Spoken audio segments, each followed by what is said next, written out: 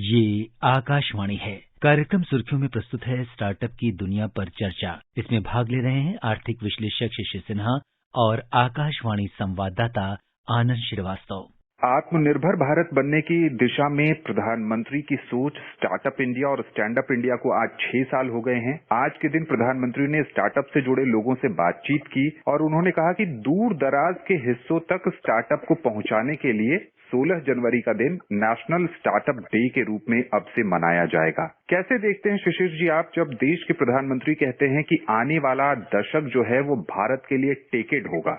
National startup day जो कि 16 जनवरी से अब से मनाया जाएगा, वो इसी दिशा में उठाया गया कदम है कि उद्यमिता के जो सबसे पहले स्तर है, जो शुरुआती स्तर है, हम उसको किस तरीके से एक संगठित स्वरूप में और दूर दराज के इलाकों में जैसे वैश्विक स्तर पे जो है अपने आप को स्थापित करने में मदद मिले, इन सभी चीजों को ध्यान में रखते हुए ये जो स्टार्टअप डे की परिकल्पना की गई है, मुझे लगता है कि उद्यमिता को बढ़ावा देने में और उद्यमिता को एक अलग ही दिशा में ले जाने में काफी बड़ी मदद करेगी। ये जो स्टार्टअप इंडिया और स्टैंड अप इंडिया की पहल आज से 6 साल पहले हुई, जिसमें कि युवाओं को आगे आने का अवसर दिया गया, उनको आर्थिक रूप से सहायता दी जा रही है और प्रधानमंत्री का ये संकल्प है कि आप रोजगार देने वाला बनिए। शिशिर जी, बतौर आर्थिक विश्लेषक पिछले 6 वर्षों में इन योजनाओं से कितना बदला है भारत और कितना युवाओं का ट्रांसफॉर्मेशन देख रहे हैं आप? देखिए, एक सबसे बड़ी चीज है कि अगर हम लोग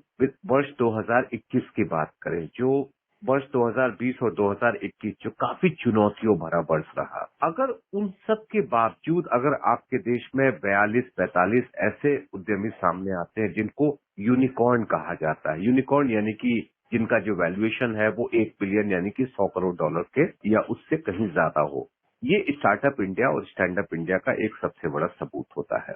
दूसरा सबूत देखिए कि आज लगभग 60,000 से भी ज्यादा जो है वो आपके स्टार्टअप जो है वो है, और ये स्टार्टअप जो है वो करीब करीब आप समझ लीजिए कि जो 625 के करीब में जिले हैं, उनमें से एक न एक स्टार्टअप आपको करीब करीब हर जिले में मिल जाता है। छोटे शहरों की बात करें, कस्बों की बात करें, टियर 2, टियर 3 सिटीज की बात करें, वहां पर जो है स्टार्टअप पहुंच चुका है। तो इसका सीधा सीधा मतलब ये हुआ कि आज के दिन में स्टार्टअप या उद्यमिता जो है वो एक खास वर्ग तक सीमित नहीं रह गया है। उद्यमिता जो है वो अब काफी नीचे स्तर पे जो है पहुंच चुका है, और नीचे स्तर पे कहने का मतलब ये है कि जो समाज के अलग अलग वर्ग हैं वहां तक उद्यमिता पहुंच चुकी है। दूसरी बात ये भी है कि हमको ध्यान में रखना है कि उद्यमिता को लेकर के अमूमन जब ये बात कही जाती है कि सबसे पहले जरूरत हो क्या है, आपके पास पर्याप्त या भारी मात्रा में पूंजी हो तभी आपको कारोबार शुरू करना चाहिए, ये भ्रम भी कहीं ना कहीं खत्म हुआ है। उसके अलावा जो कुछ आंकड़े अगर आप देखें जो कि आज प्रधानमंत्री ने भी जिसका जिक्र किया कि जब हम लोग पेटेंट की बात करते हैं 2013-14 में 4,000 थे, अब करीबन 28-29 हजार पहुंच चुके हैं। ट्रेडमार्क की बात करते तो 70,000 था 2013-14 में, वो लगभग 2.5 लाख हो गया है। 2013-14 में कॉपीराइट जहां 4,000 था वो 16,000 के तौर पे है। ग्लोबल जो इनोवेशन इंडेक्स है वहां पे हम 46वें नंबर पर है, यानी कि दुनिया के शीर्ष 50 देशों में शामिल हैं। ये आपके स्टार्टअप और स्टैंड अप इंडिया को कहीं न कहीं एक बड़ा सर्टिफिकेट देता है। ध्यान रहना चाहिए कि स्टार्टअप इंडिया में या स्टार्टअप की जब हम लोग बात करते हैं उसमें तकनीक की बहुत बड़ी भूमिका होती है। तो तकनीक के क्षेत्र में हम जितनी ज्यादा प्रगति करते हैं और वो स्टार्टअप की दिशा में जो सफलता की हम लोग बात करते हैं उसका एक बड़ा सर्टिफिकेट भी मुहैया कराता है। मुझे लगता है कि इन 6 वर्षों में संख्या के बजाय सबसे बड़ी चीज है कि मानसिकता बदली है, जो इस कार्यक्रम की सबसे बड़ी सफलता रही।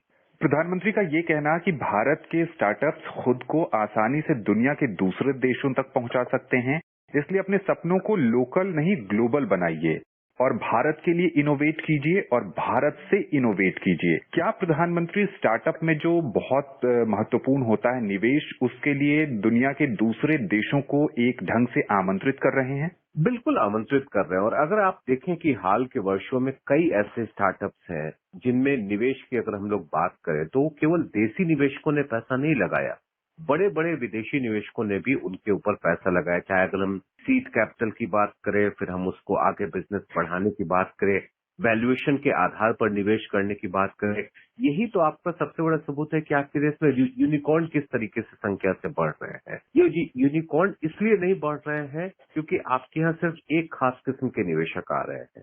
तो अब तक जो हुआ उसमें ये स्थिति। अब ये है कि आगे चल करके जो दुनिया के तमाम एंजल इन्वेस्टर्स हैं, जो वेंचर कैपिटलिस्ट हैं, उनके लिए एक और प्लेटफॉर्म है जहां पर आकर के वो अपना निवेश करे। और निवेश करना ही काफी नहीं होता है।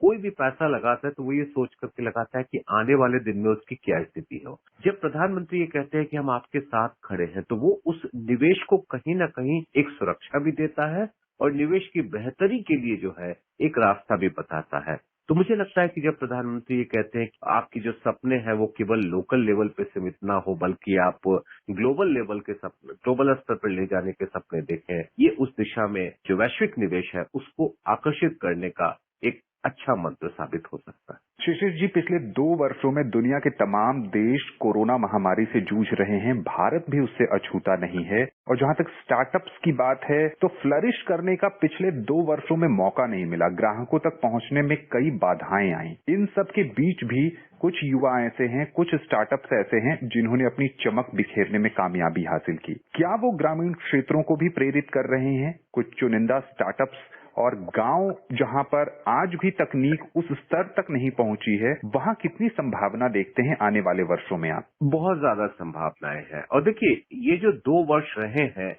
ये अगर चुनौतियों के वर्ष रहे तो तकनीक के जरिए बाजार में अपनी पैठ बढ़ाने का एक मौका भी था। अब चाहे देखिए, वर्क फ्रॉम होम हम लोग बात करते हैं, डिलीवरी की बात करते हैं, चाहे दवा की बात करें या दूसरे सामान की बात करें, इन सब में तकनीक के जरिए और इन सब में लोकल लेवल की स्टार्टअप से उनकी बहुत बड़ी भूमिका रही और उन सब ने कामयाबी हासिल। अब रहा सवाल कि ग्रामीण इलाकों में, हम सभी जानते हैं कि देश में एक बड़ी आबादी जो गांवों में रहती है, उसमें भी एक अच्छी संख्या युवाओं की है। उन युवाओं के बीच में ग्रामीण अर्थव्यवस्था को बढ़ावा देने के लिए किस तरीके से स्टार्टअप सामने आए। एक बात आपको और भी ध्यान में रखना है कि जब हम लोग इंटरनेट की बात करते हैं, देश में लगभग आधी आबादी जो है वो इंटरनेट का इस्तेमाल कर रही है। हर तीसरा व्यक्ति जो है वो आज के दिन में औसतन सोशल मीडिया का इस्तेमाल कर रहा है और वो संख्या गांव में भी ठीक ठाक है, गांव में भी अच्छी खासी संख्या पहुंच चुकी है। तो ऐसी सूरत में आपके लिए ग्रामीण अर्थव्यवस्था में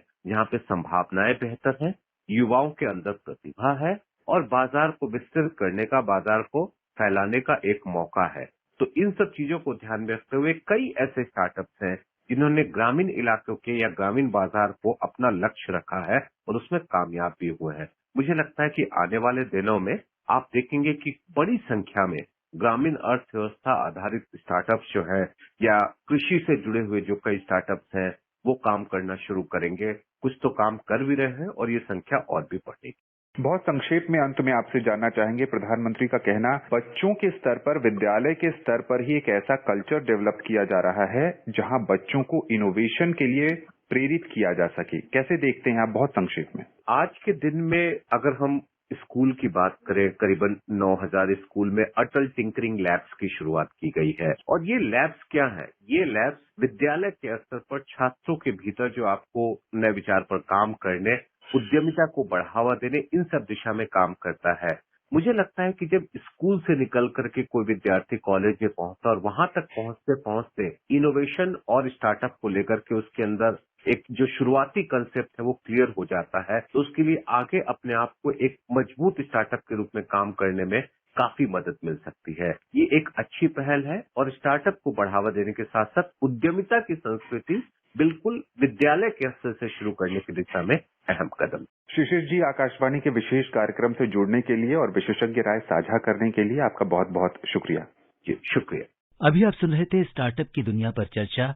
इसमें भाग ले रहे थे आर्थिक विश्लेषक शिशिर सिन्हा और आकाशवाणी संवाददाता आनंद श्रीवास्तव। ये कार्यक्रम आकाशवाणी के समाचार सेवा प्रभाग द्वारा प्रस्तुत किया गया। इसे आप हमारे mobile app news on EIR और YouTube channel news on EIR official पर भी सुन सकते हैं। इस कार्यक्रम के संबंध में अपनी प्रतिक्रिया आप हमें ईमेल कर सकते हैं। पता है AIRNSDtalks@gmail.com। ये कार्यक्रम फिर से सुनने के लिए लॉग ऑन करें हमारी वेबसाइट newsoneir.nic.in।